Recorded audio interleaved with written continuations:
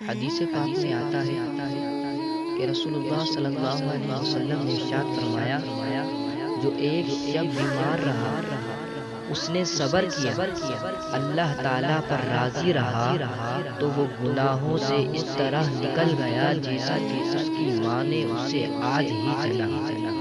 جب تم بیمار ہو جاؤ تو عافیت کی تمنا کرو۔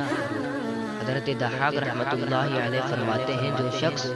ہر 40 رات میں ایک بار بھی آفت میں مبتلا نہ ہو یا فکر و پریشانی میں گرفتار نہ ہو تو اللہ تعالیٰ کے نزدیک اس کے لیے کچھ بھلائی نہیں۔